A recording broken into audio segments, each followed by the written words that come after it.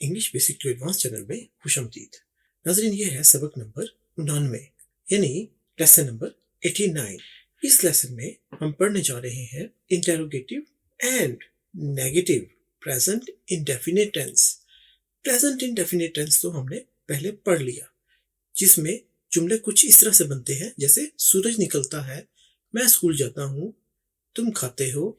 इस तरह के जुमले जिसमें ता है, ते है, ती है, आए, उनको प्रेजेंट इंडेफिनिट टेंस कहते हैं, जो मौजूदा ज़माने से मुतल्लिक होते हैं। लेकिन अब ख़ास चीज़ ये है कि हम इसमें मनफी यानी नेगेटिव और सवालिया, जैसा कि क्या सूरज नहीं निकलता, क्या तुम नहीं खाते हो, इस तरह के जुमले कैसे बनेंगे, हम इस लेसन में समझने जा रहे हैं। तो चलिए शुरू करते हैं आज का सबक। ये देखिए, इंडेफिनिट टेंस और इसका प्रेजेंट इंडेफिनिट। सबसे पहले तो हम प्रेजेंट इंडेफिनिट जो सादा टेंस है उसका फार्मूला और उसकी मिसालें समझ लेते हैं, ताकि हम बआसानी मनफी और सवालिया भी समझ सकें। तो प्रेजेंट इंडेफिनिट टेंस का फार्मूला है सब्जेक्ट, वर्ब की पहली फॉर्म और फिर ऑब्जेक्ट। ये है इसका फार्मूला और इसकी मिसालें जो हमने पहले भी पढ़ी थी। दोहरा लेते हैं उनको एक बार। अली खत लिखता है, देखिए ता है मौजूदा और ता इंडेफिनिट, तो अली खत लिखता है। अब यहाँ पर आपको बताया था ही, शी, इट या कोई खास नाम, चीज या जगह हो तो उस सूरत में वर्ब की पहली फॉर्म के साथ एस या ई एस का इजाफा होता है। अब राइट, WRITE, इसमें ई तो पहले से ही है, इसलिए खाली एस का इजाफा हुआ। तो Ali writes a letter, Ali खत लिखता है या अली एक खत लिखता है। दूसरी मिसाल, हम क्रिकेट खेलते हैं, वी प्ले। अब देखिए, ये ही, शी, इट भी नहीं है और ये कोई खास नाम, चीज या जगह भी नहीं है, इसलिए एस या ई एस का इजाफा नहीं किया हमने वर्ब के साथ। और वर्ब क्या है? प्ले, यानी खेलना। तो वी प्ले, हम खेलते हैं क्रिकेट। देखिए, वी प्ले क्रिकेट, हम क्रिकेट खेलते हैं। तीसरी मिसाल, मैं एक सेब खाता हूँ, आई, देखिए ईट है खाने की इंग्लिश, सब्जेक्ट है आई ईट एन एप्पल, एक सेब। नाज़रीन, ये तो हो गया सादा मुस्बत प्रेजेंट इंडेफिनिट टेंस, उसका फार्मूला और उसकी मिसालें। अब हम समझते हैं इसका मनफी कैसे बनेगा। तो चलिए अगली स्लाइड में देखते हैं इसका मनफी यानी अली खत नहीं लिखता, ये वाले जुमले कैसे बनेंगे, फार्मूला क्या होगा उसका। ये देखिए, नेगेटिव प्रेजेंट इंडेफिनिट टेंस, मनफी प्रेजेंट इंडेफिनिट टेंस। ये है इसका फार्मूला, जिसमें सबसे पहले सब्जेक्ट आएगा, फिर डू या डज आएगा नाजरीन किसी खास नाम, चीज या जगह के साथ, या थर्ड पर्सन सिंगुलर यानी ही, शी, इट के साथ डज आएगा। बाकी तमाम सब्जेक्ट या नाउन के साथ डू आएगा। तो सब्जेक्ट डू या डज में से एक चीज का इस्तेमाल करेंगे और उसके बाद फिर नॉट, और फिर वर्ब की पहली फॉर्म और फिर ऑब्जेक्ट।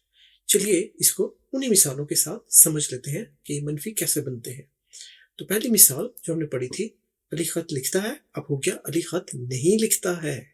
देखिए, नहीं ता है, अली खत नहीं लिखता है।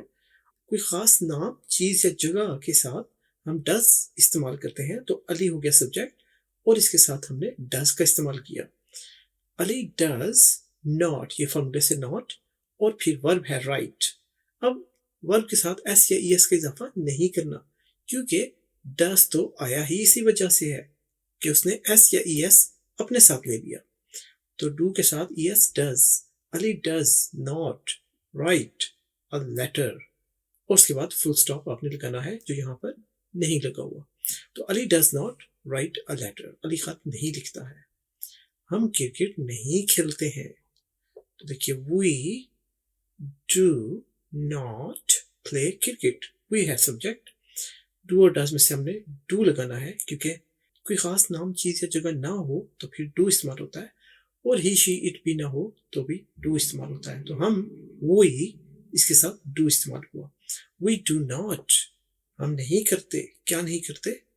प्ले, प्ले है वर्ब और उसकी पहली form. We do not play, हम नहीं खेलते क्या चीज? क्रिकेट, और क्रिकेट है object. We do not play cricket, हम क्रिकेट नहीं खेलते। एक और मिसाल देखिए, मैं एक सेब नहीं खाता हूँ। देखिए, मैं एक सेब नहीं खाता हूं। तो I do not eat an apple. I है सब्जेक्ट, डू और डज में से डू इस्तेमाल हुआ। आई के साथ हमेशा डू ही इस्तेमाल किया जाता है। जैसा कि आपको बताया ही शी इट, या कोई खास नाम चीज या जगह हो तो फिर डज आएगा, वरना तमाम सब्जेक्ट्स और नाउन्स के साथ डू ही इस्तेमाल होगा। तो आई डू नॉट मैं नहीं करता क्या, ईट है वर्ब खाना, मैं नहीं खाता हूँ क्या चीज, एन एप्पल जो ऑब्जेक्ट है। नाज़रीन ये तो हो गया मनफी का प्रेजेंट इंडेफिनिट टेंस। अब हम आपको बताते हैं सब्जेक्ट के साथ डू और डज और फिर नॉट इस्तेमाल करने की बजाय हम इसकी शॉर्ट फॉर्म, जिसको एब्रीविएटिव फॉर्म कहते हैं, याद रखने के लिए आप शॉर्ट फॉर्म ही याद रखिए कि डू नॉट और डज नॉट की शॉर्ट फॉर्म है, तो हम वो यूज करेंगे और फिर आपको उसकी वजह बताएंगे कि हमने वो क्यों यूज किया। तो जुमला तो ये भी ठीक है, Ali does not write a letter, लेकिन चलिए शॉर्ट फॉर्म्स भी देख लेते हैं। तो नेगेटिव प्रेजेंट इंडेफिनिट, ये देखिए इसकी शॉर्ट फॉर्म। अब सब्जेक्ट के बाद डू नॉट उठाकर हमने डू के साथ लगा दिया, लेकिन हमने क्या किया उसमें से उसका ओ गायब करके और ये ऊपर कोमा लगा दिया। तो डोंट, इसको हम पढ़ते हैं डोंट। और इसी तरह डज नॉट उठाकर डज के साथ लगा दिया और उसका ओ गायब करके ऊपर कोमा लगा दिया। अब ये पढ़ने में पढ़ा जाता है डजंट, डोंट और डजंट, और उसके बाद फिर वर्ब की पहली फॉर्म वैसे ही, फिर ऑब्जेक्ट वैसे ही। अब वही मिसालें हम शॉर्ट फॉर्म्स के साथ दोबारा देखते हैं। अली खत नहीं लिखता, तो पहले हमने पढ़ा था Ali does not write a letter. अब डज नॉट इकट्ठा हो गया तो ये बन गया doesn't. Ali doesn't write a letter, Ali खत नहीं लिखता है। दूसरी मिसाल देखिए, हम क्रिकेट नहीं खेलते हैं, वी डोंट प्ले क्रिकेट, हम क्रिकेट नहीं खेलते हैं। तो देखिए पहले डू नॉट था वो भी ठीक है, लेकिन डोंट भी ठीक है। ये डजंट और डोंट हमने क्यों इस्तेमाल किए, अभी आपको इसकी वजह बताते हैं। अच्छा, उसके बाद हमने तीसरी मिसाल पढ़ी थी, मैं एक सेब नहीं खाता हूं, तो I don't eat an Apple. अब देखिए इसके साथ भी डू नॉट या डोंट दोनों ठीक है, और हम डोंट यूज कर रहे हैं यहां पर। I don't eat an Apple, मैं एक सेब नहीं खाता हूं। अब नाज़रीन आपको बताते हैं कि मनफी और सवालिया, यानी अब कहना हो कि क्या अली खत नहीं लिखता है, क्या हम क्रिकेट नहीं खेलते हैं, क्या मैं एक सेब नहीं खाता हूं, तो उसकी इंग्लिश कैसे बनेगी जिसमें मनफी भी है और सवाल भी है। तो चलिए देखते हैं कैसे बनेंगे। तो इसको कहते हैं interrogative and negative present indefinite tense. ये देखिए उसका फॉर्मूला, इसमें डोंट और डजंट पहले था सब्जेक्ट के बाद, अब हमने क्या किया उनकी तरतीब बदल दी, यहां से उठाकर हमने सब्जेक्ट से पहले रख दिया। इन दोनों में से एक ही इस्तेमाल होगा, डोंट या डजंट। उसके बाद सब्जेक्ट, फिर वर्ब की पहली फॉर्म जैसे पहले थी, और फिर ऑब्जेक्ट, और आखिर में सवालिया निशान। तो सिर्फ तरतीब बदली हमने और सवालिया निशान लगा दिया, तो ये बन गया इंटेरोगेटिव यानी सवालिया प्रेजेंट इंडेफिनिट। ये हो गया नाजरीन इसका फॉर्मूला। चलिए मिसालों से भी समझ लेते हैं इसको। तो पहली मिसाल, क्या अली खत नहीं लिखता है, सवालिया निशान। देखिए दो चीजों का इजाफा हो गया, क्या और सवालिया निशान। अब देखिए पहले था अली डजंट या डज नॉट। अब क्या हुआ, अली से जो सब्जेक्ट है उससे पहले हमने डजंट रख दिया, डजंट, उसके बाद अली, और बाकी जुमला वैसे ही। Doesn't Ali write a letter, क्या अली खत नहीं लिखता है। तो बहुत ही सादा, बहुत ही आसान, सिर्फ हमने तरतीब बदली है और बाकी जुमला सारे का सारा वैसा ही है। डजंट शुरू में आ गया, अली राइट अ लेटर वैसे ही पड़ा हुआ है, और आखिर में हमने सवालिया निशान लगा दिया। ये सवालिया निशान लगाना बहुत जरूरी है, क्योंकि जब भी कोई आपका लिखा हुआ पढ़ेगा और ये सवालिया निशान ना हो तो वो कंफ्यूज हो जाएगा, वो सोचेगा ये तो सवाल पूछ रहा है, फिर इसने सवाल का निशान क्यों नहीं लगाया। तो ये जुमला मुकम्मल होगा जब तक आप सवालिया निशान नहीं लगाएंगे। बोलने में तो ये पढ़ा नहीं जाता, लेकिन लिखने में ये जरूरी है। अब देखिए doesn't Ali write a letter, क्या अली खत नहीं लिखता है। एक और मिसाल, क्या हम क्रिकेट नहीं खेलते हैं। देखिए क्या और ये इजाफा हो गया सवालिया निशान का। अब यहाँ देखिए वी पहले था वी डोंट, यहाँ पर डोंट पड़ा हुआ था या डू नॉट।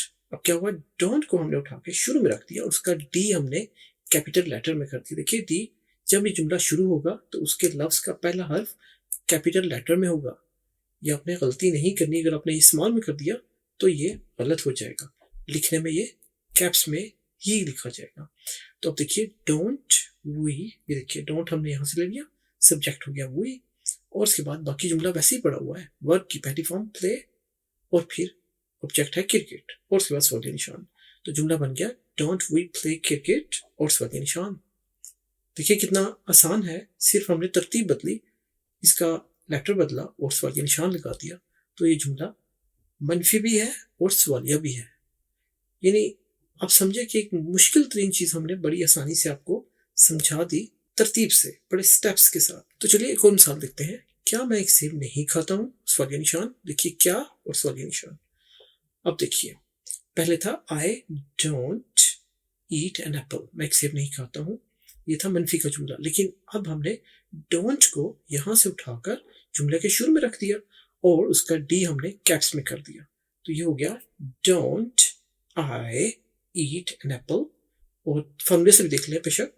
तो डोंट शुरू में है, डजंट या डोंट में से हमने डोंट यूज किया क्योंकि आई के साथ डू नॉट यूज होगा या डोंट यूज होगा। उसके बाद ये सब्जेक्ट आई है, वर्ब की पहली फॉर्म है ईट और ऑब्जेक्ट है एन एप्पल।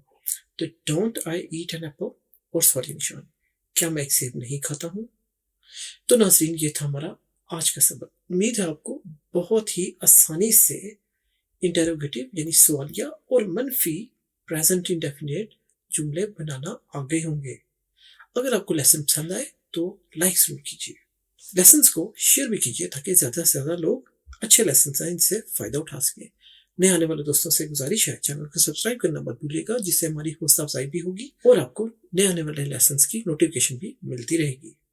तो अपना बहुत ख्याल रखिएगा। मिलेंगे हम आपसे अगले लेसन में, सबक नंबर 90 में, जिसमें हम पास्ट के मनफी और सवालिया जुमले पढ़ेंगे। किसके? पास्ट इंडेफिनिट के। Past indefinite, interrogative and negative sentences.